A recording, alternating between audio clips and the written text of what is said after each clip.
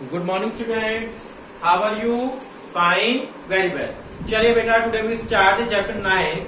Chapter 9 is rural development. ठीक है, जैसा कि नाम से सजेस्ट हो रहा है, rural development mean the development of rural areas, backward areas. Now the first topic is what does rural development mean.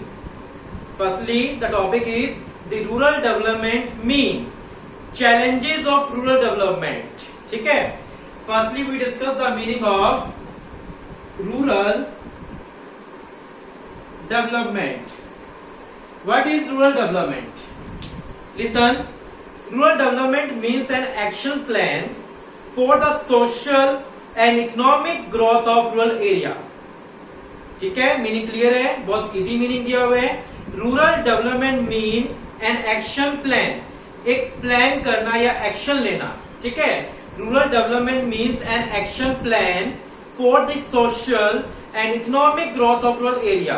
Social और economic growth, social and economic growth rural areas के लिए, रूरल एरिया की social और economic growth के लिए कोई action plan बनाना, that is rural development. आपको यही वाला मीनिंग यहां पर करना है।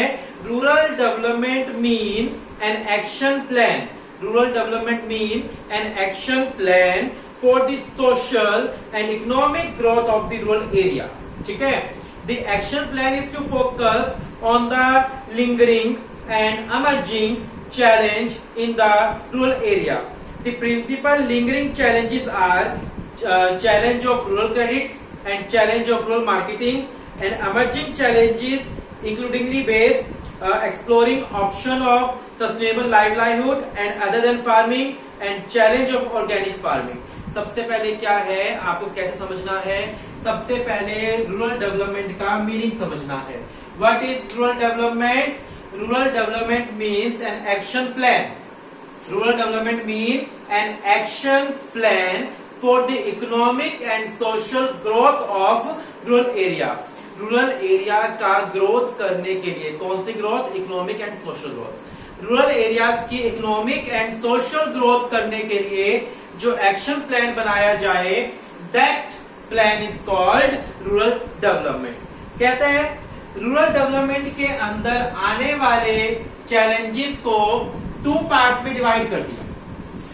रूरल डेवलपमेंट में आने वाले चैलेंजेस को 2 पार्ट में डिवाइड कर दिया। ये 2 पार्ट क्या है यहाँ पर? एक तो लिंगरिंग चैलेंज, दूसरा emerging challenge. Lingering challenge and emerging challenge. Lingering challenge को फर्दर 2 पार्ट्स में डिवाइड कर दिया। चैलेंज ऑफ रूरल क्रेडिट, अभी हम इस चीज को सबको डिटेल में डिस्कस करेंगे। Challenge of rural credit and challenge of rural marketing. emerging challenge को भी 2 पार्ट्स में डिवाइड कर दिया। एक तो exploring option of sustainable livelihood other than farming and challenge of organic farming. ये आप बुक से देख सकते हो। ठीक है बेटा, फर्स्टली आपको क्या करना है? रूरल डेवलपमेंट का मीनिंग समझना है। Rural development means an action plan, एक action plan for the economic and social growth of rural areas. Rural areas का इकोनॉमिक और सोशल ग्रोथ करने के लिए जो एक्शन प्लान लिया जाता है, that is called rural development. अब रूरल एरियाज के डेवलपमेंट में 2 बड़े चैलेंज आते हैं। रूरल एरियाज के डेवलपमेंट के अंदर 2 बड़े चैलेंज आते हैं। 2 बड़े चैलेंज क्या है? एक तो लिंगरिंग चैलेंज, एक emerging चैलेंज। हमने आने वाले चैलेंजेस को 2 पार्ट में डिवाइड कर दिया। लिंगरिंग का मतलब होता है किसी चीज पर लॉन्ग टाइम तक बने रहना, किसी जगह पर लॉन्ग टाइम बने रहना, लंबे समय तक वाली प्रॉब्लम। अगर हम इसको बोले तो लॉन्ग टाइम प्रॉब्लम बोल सकते हैं। अब emerging चैलेंज कहते हैं निकल के आना। ठीक है, कहीं से निकल के आना। ठीक है, अभी आप इनके मीनिंग को ज्यादा डिटेल में मत जाइए।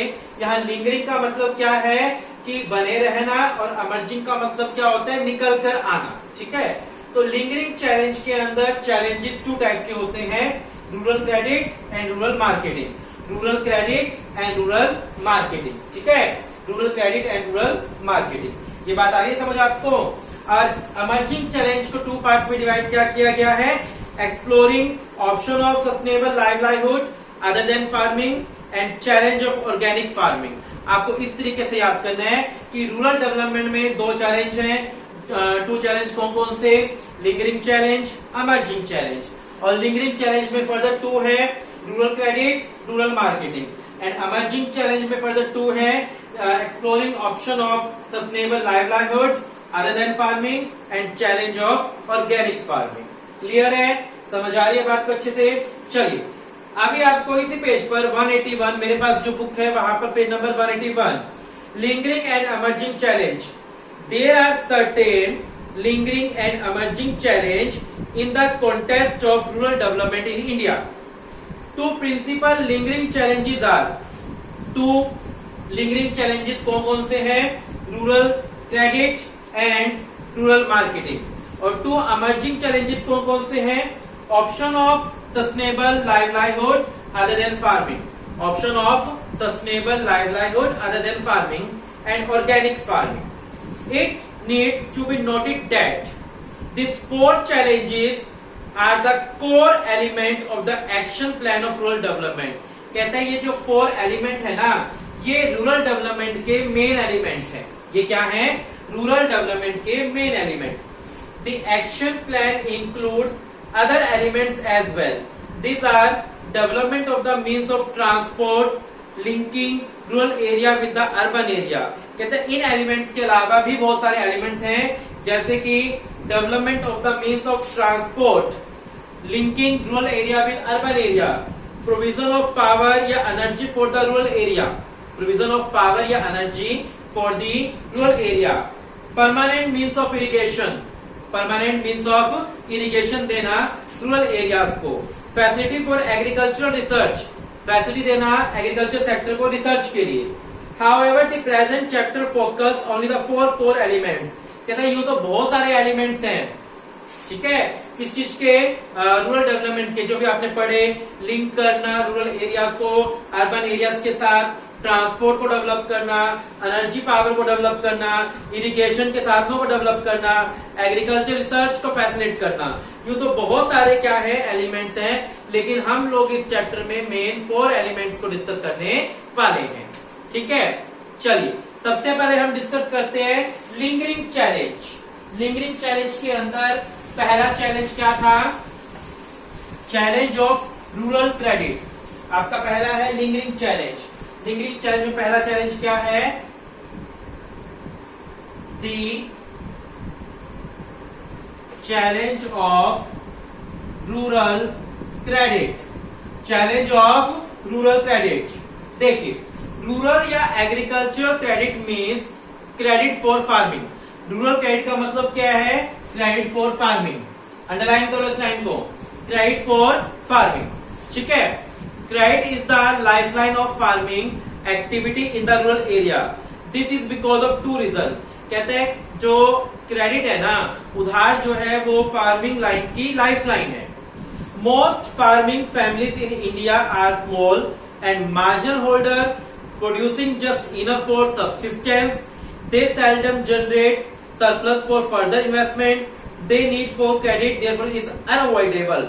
कहता है क्रेडिट की जरूरत क्यों होती है फार्मिंग के अंदर? पहला टॉपिक क्या हमारा? फार्मिंग के अंदर क्रेडिट की नीड क्यों होती है? तो सुनिए यहाँ पर रीजन क्या है। फार्मिंग के अंदर क्रेडिट की नीड क्यों होती है? क्योंकि जो हमारे इंडिया के अंदर बहुत सारी फैमिलीज जो है ना, वो बैकवर्ड है। हमारे इंडिया के अंदर बहुत सारी फैमिलीज क्या है? बैकवर्ड है। बैकवर्ड समझ के, यानी स्मॉल है और मार्जिनल होल्डर्स हैं, जिनके पास सिर्फ अपना गुजारा करने के जितना ही प्रोडक्शन होता है। उनको फर्दर इन्वेस्टमेंट करने के लिए क्या चाहिए? क्रेडिट चाहिए। The gestation lag between sowing and harvesting of the crop is quite long. These compound the need for credit। अब देखिए जैसे ना गेहूं है, गेहूं को पैदा कब किया जाता है? यानी गेहूं का बीज कब खेतों में लगाया जाता है? नवंबर के अंदर। ठीक है, प्रोडक्शन स्टार्ट होता है गेहूं का नवंबर में, जाके फसल कब कटेगी? अप्रैल में। यानी नवंबर, दिसंबर, जनवरी, फरवरी, मार्च, 5 महीने जो फार्मर है उसके पास आमदनी नहीं होती, यानी उसको क्रेडिट की जरूरत है, क्योंकि there is a long gestation period of production of crop. Crop के प्रोडक्शन का जो गेस्टेशन पीरियड है, बनने का पीरियड है, वो बहुत क्या है, लॉन्ग है। That's why farmers need credit. बात आई समझ कि रूरल क्रेडिट का मतलब क्या होता है, फार्मर्स को क्रेडिट देना। रूरल क्रेडिट का मतलब क्या है, फार्मर्स को क्रेडिट देना। फार्मर्स को क्रेडिट की नीड क्यों है, क्योंकि एक तो हमारी कंट्री में मोस्ट ऑफ फार्मर्स जो है वो स्मॉल हैं, उनको अगर फर्दर इन्वेस्ट करना है पैसा तो उनको क्रेडिट चाहिए। दूसरा, हमारे इंडिया के अंदर जो गेस्टेशन पीरियड है वो बहुत लॉन्ग है। गेस्टेशन पीरियड का मतलब क्या है, गुड्स बनने का और बिकने का पीरियड क्या है, बनने का और फसल की कटाई का पीरियड काफी लॉन्ग होता है। तो इस दौरान में फार्मर्स को क्या चाहिए, क्रेडिट चाहिए। Credit need of the typical Indian farmer are broadly classified in the 3 categories. हमने क्रेडिट को भी 3 पार्ट्स में डिवाइड कर दिया। पहला टॉपिक हमने क्या पढ़ा कि रूरल क्रेडिट का मतलब क्या है, credit to farmers. Step by step पढ़ना, समझ आएगा। रूरल क्रेडिट का मतलब क्या है, क्रेडिट टू फार्मर्स। अगर कोई आपसे पूछ ले व्हाट इज रूरल क्रेडिट, तो आप क्या बोलेंगे, क्रेडिट टू फार्मर्स, फार्मर्स को क्रेडिट देना। ठीक है बेटा, आई बात समझ। Credit to farmers, rural credit का मतलब क्या है, फार्मर्स को क्रेडिट। फिर आपने पढ़ा कि फार्मर्स को क्रेडिट की नीड क्यों होती है, क्योंकि एक तो फार्मर बहुत गरीब है, उसको अपने इन्वेस्टमेंट करने के लिए क्या चाहिए, क्रेडिट चाहिए। दूसरा, फसल का प्रोडक्शन का जो टाइम होता है वो लॉन्ग होता है, उस दौरान उसको खर्चा करने के लिए क्या चाहिए, क्रेडिट चाहिए। अब बात यहां पर आती है बेटा आपकी कि टाइप्स ऑफ क्रेडिट। क्रेडिट को 3 पार्ट्स में डिवाइड कर दिया, short term, medium term and long term. Short term credit, medium term credit, long term credit. Short term credit क्या होता है, short term credit is basically required for the purchase of inputs like seeds, fertilisers, pesticide, insecticide, beside making payment of electricity bill. कहता है short term credit की जरूरत क्यों होती है, सीड्स के लिए, फर्टिलाइजर्स के लिए, पेस्टिसाइड्स के लिए, इंसेक्टिसाइड्स के लिए, beside making payment of electricity bill. Electricity bill की पेमेंट के लिए भी शॉर्ट टर्म क्रेडिट की रिक्वायरमेंट फार्मर्स को होती है। Small and marginal farmers hardly save enough to fulfil their short term credit needs, hence the need for credit. जो short term जो स्मॉल फार्मर्स होते हैं, जो मार्जिनल फार्मर्स होते हैं, उनके पास बहुत कम पैसा होता है अपनी शॉर्ट टर्म नीड्स को पूरा करने के लिए, सो उनको शॉर्ट टर्म क्रेडिट की जरूरत होती है।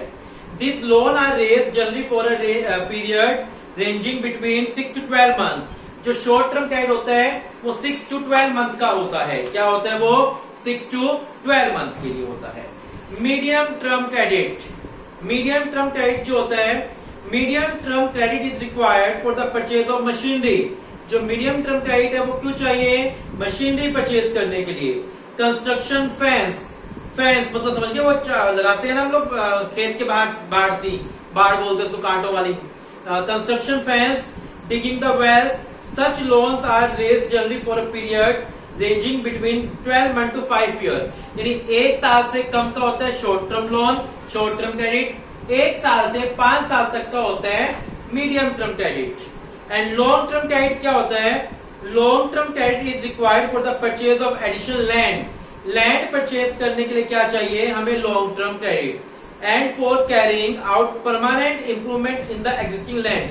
बहुत सिंपल से बात बोल रहे हैं, सीड्स के लिए, पेस्टिसाइड्स के लिए, इंसेक्टिसाइड्स के लिए शॉर्ट टर्म क्रेडिट चाहिए, मशीनरी के लिए मीडियम टर्म क्रेडिट चाहिए, और लैंड वगैरह परचेज करने के लिए लॉन्ग टर्म क्रेडिट चाहिए। जो शॉर्ट टर्म क्रेडिट होता है वो अप टू 1 ईयर होता है, मीडियम 1 to 5 ईयर होता है, और लॉन्ग टर्म 5 to 20 ईयर्स होता है। The credit requirement of the farmers may also be classified as a productive and unproductive. देखो, जो फार्मर की क्रेडिट रिक्वायरमेंट की जरूरत होती है ना, क्रेडिट की रिक्वायरमेंट की, उसको हम 2 पार्ट्स में और क्लासिफाई कर सकते हैं, productive and non productive. Productive का मतलब प्रोडक्शन करने के लिए, नॉन प्रोडक्टिव का मतलब जिसका पर्पस प्रोडक्शन करना नहीं होता। अभी तक बात समझ आ गई आपको। रूरल डेवलपमेंट क्या होता है, जो हमारे रूरल एरियाज हैं उनका इकोनॉमिक एंड सोशल ग्रोथ करना, that is rural development. Rural development में टू बिग चैलेंजेस है, lingering challenge, emerging challenge. Lingering challenge first क्या है, चैलेंज ऑफ क्रेडिट। जो लिंगरिंग चैलेंज है उसमें फर्स्ट क्या है, challenge of credit and challenge of marketing. अभी हम डिस्कस कर रहे हैं challenge of credit. Challenge of credit क्या होता है, रूरल क्रेडिट का challenge, the challenge of rural credit. And rural credit क्या होता है, credit to farmers. Rural credit का मतलब क्या होता है, क्रेडिट टू फार्मर्स। अच्छा, फार्मर्स को क्रेडिट क्यों चाहिए, पढ़ लिया आपने। क्रेडिट कितनी टाइप का होता है, 3 टाइप्स का, short term, medium term and long term. अब हमारा टॉपिक है sources of rural credit. Rural areas को क्रेडिट कैसे कैसे दिया जा सकता है। तो हमने सोर्सेज को 2 पार्ट्स में डिवाइड कर दिया। जो सोर्स है उनको हमने 2 पार्ट्स में क्या कर दिया, डिवाइड। टॉपिक क्या है हमारा, सोर्सेज ऑफ क्रेडिट। सोर्स को हमने 2 पार्ट्स में डिवाइड कर दिया, institutional and non institutional.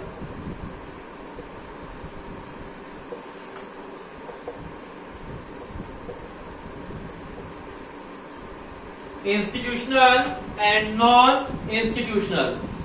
Institutional source क्या होते हैं एंड नॉन इंस्टीट्यूशनल क्या होते हैं। देखो, नॉन इंस्टीट्यूशनल कौन से होते हैं, landlord, zamindar, village traders, money lenders जो मनी देते हैं, are the 3 important source of non institutional rural credit.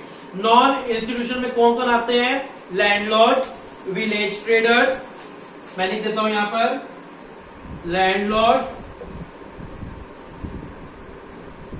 Village traders and money landers. सुने होंगे आपने, लैंडलॉर्ड्स जो होते हैं, विलेज ट्रेडर्स जो होते हैं, money lenders are the non institutional source of rural credit. Traditionally most credit need of the farmers were met through the source. Non institutional source accounted 93% of the total borrowing of the farmer in the beginning of first 5-year plan। First 5 year जब हमारी country आजाद हुई थी, freedom के time पर जो total borrowing की जाती थी फार्मर्स के द्वारा जो टोटल बोरोइंग की जाती थी, फार्मर्स के द्वारा जो टोटल बोरोइंग की जाती थी, उस बोरोइंग का 93%, उस बोरोइंग का 93% कहां से आता था, इन्हीं सोर्सेज से आता था, नॉन इंस्टीट्यूशनल सोर्स से ही आता था। ठीक है, अब बात आती है इंस्टीट्यूशनल सोर्स। इंस्टीट्यूशनल सोर्स में क्या क्या आते हैं, गवर्नमेंट, कोऑपरेटिव सोसाइटीज, सुना है ना नाम कहीं पर आपने, government, cooperative societies, commercial bank,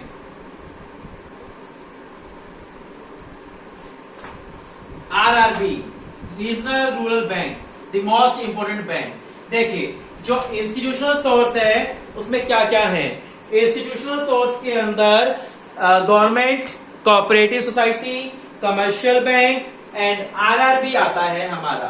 बात समझ आ गई आपको।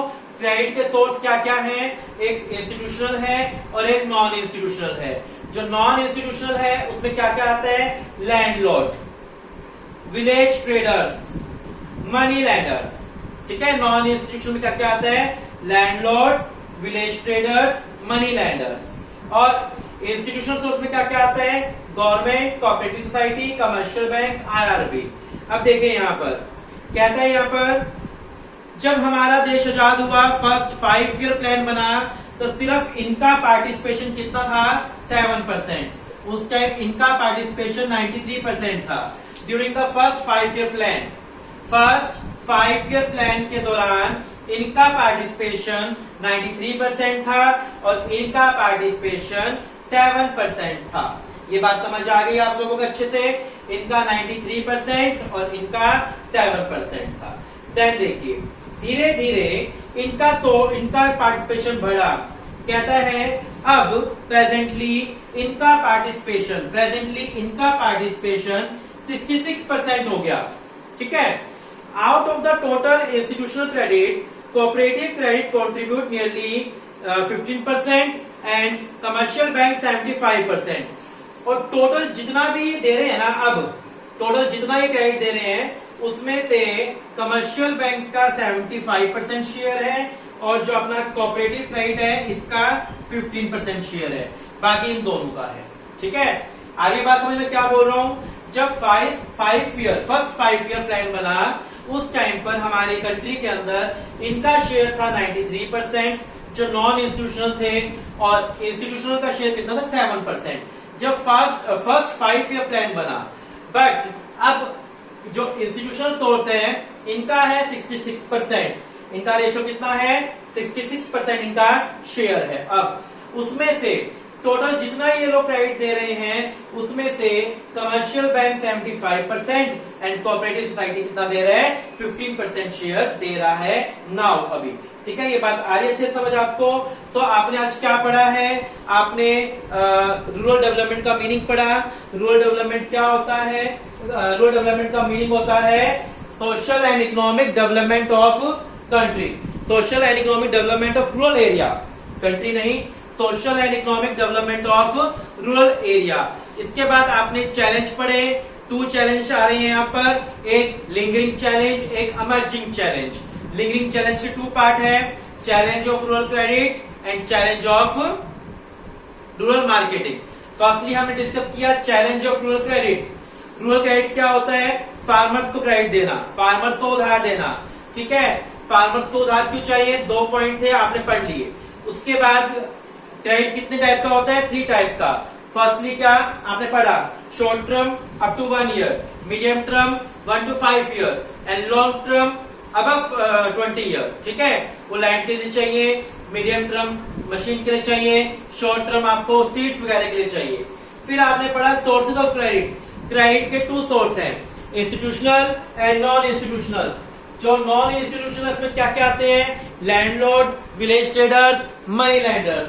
एंड जो इंस्टीट्यूशनल है उसमें क्या क्या आता है, government, cooperative, commercial bank, RRB. जब फर्स्ट 5 ईयर प्लान पढ़ा इंडिपेंडेंस के टाइम पर, उस टाइम पर नॉन इंस्टीट्यूशनल का शेयर कितना था 93% और इंस्टीट्यूशनल का शेयर कितना था 7%। अब इंस्टीट्यूशनल का शेयर कितना है 66% शेयर है। ठीक है, हम लोग ये सोर्स जो है कोऑपरेटिव क्रेडिट सोसाइटी है, जो कमर्शियल बैंक है, आरआरबी है, ये सारे सोर्स जो हैं जो रूरल एरियाज को प्रोवाइड करवाते हैं फाइनेंस, इन सब के बारे में हम लोग डिस्कस करेंगे धीरे धीरे। ये चैप्टर थोड़ा लेंथी है, ये बात ध्यान रखना, चैप्टर लेंथी है, लेकिन आपको इस चैप्टर को स्टेप बाय स्टेप समझना होगा, तब ये चैप्टर समझ आएगा, अदरवाइज चैप्टर समझ में आने वाला नहीं है। जैसे मैं बार बार रिपीट कर रहा हूं उसी तरीके से आपको समझना है। मैं चाहता हूं कि चैप्टर आपको हाथ की हाथ याद हो जाए, ऐसे पॉइंट आपको याद हो जाए। आज तो इतना बहुत है, आज हम इतना ही कर रहे हैं, चैप्टर स्टार्ट हो रखा है आपका। Thank you, have a nice day.